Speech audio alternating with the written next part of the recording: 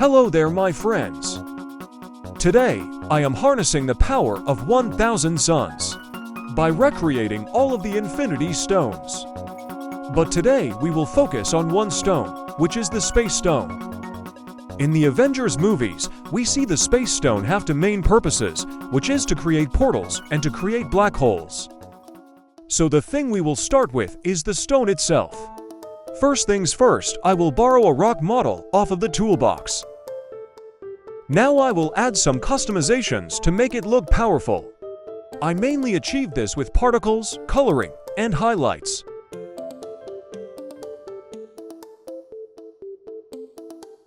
Look at that, it is now holdable. The only thing is, we need to contain the energy. So let's make a container. I think that some rotating rings around it would be amazing.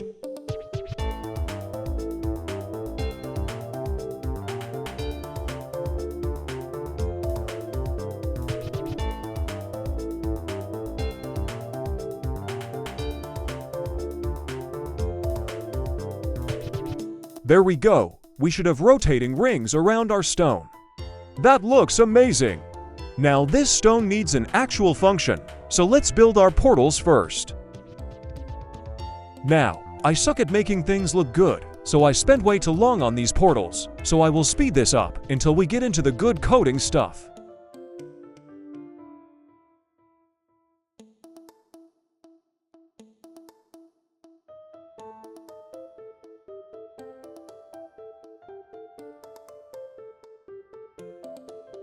Finally, time to code. Now, we are starting with a script in the tool to make our portals. Eventually, I will change this, but I will use the tool.activated feature. We will start with cloning our portal in general and making that a local variable. Now, I am going to make the portal grow when it is placed. I can do this using an I loop. But first, we need the portal to appear where we are. We also need to offset it, so it is not floating in midair. Just like this. Now we make the I loop I mentioned earlier. In this loop, we will slowly increase the size of the portal so it grows over a period of a second. Now I'm making some quick adjustments. Now we can make the player unequip the stone.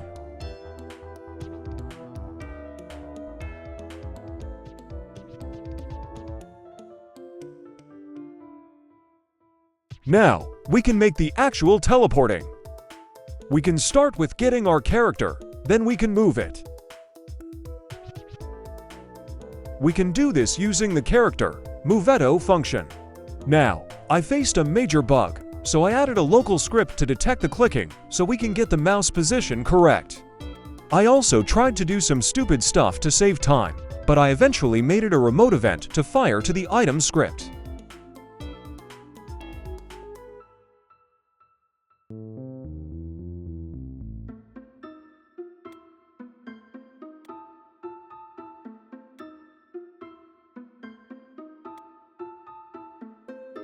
Here we are. Now that we have done some fixing up, we can try it. If I click over here, then a portal should appear.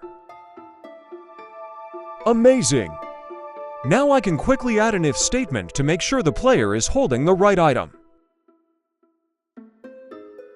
Now, as you can see, we are adding a black hole feature for a right click. I just copied and pasted the left click.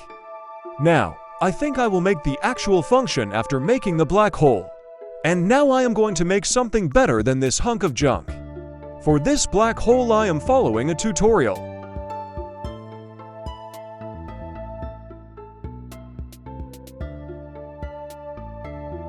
Let's check this out.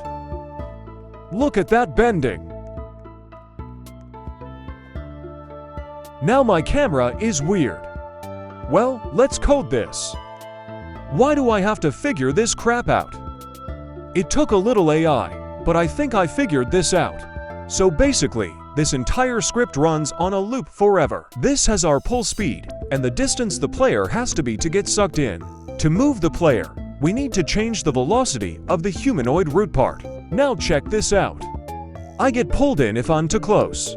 Sadly, women did not pull towards me during middle school. But hey, it looks cool.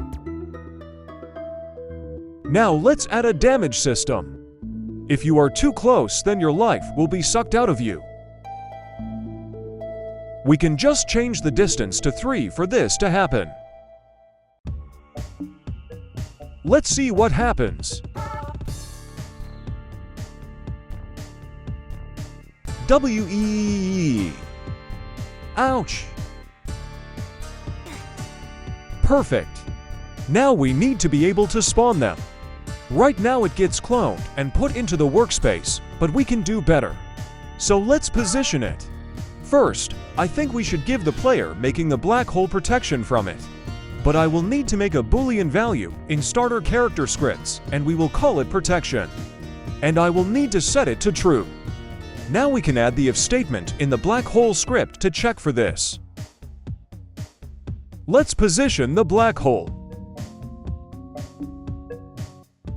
And we can make it disappear after a couple seconds. Let's test this. Oh, let's fix that.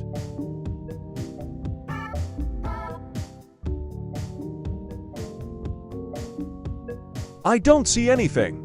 Crap. I found a solution. So we need to disable the script and only enable it if we need it. I hope this works. Yippee. Look at all of those. Now I have a few more things to add. But while you are here, you should subscribe. We need cooldowns. We can make this using a bool. Let's call this CanClick. We can set it to false whenever something happens, and then it will wait before it is true, making a cooldown. Let's make sure the cooldown works.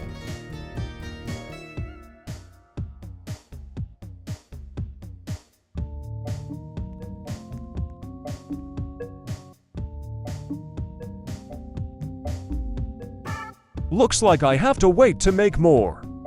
Exactly what I want. Now I added sound effects for a final touch.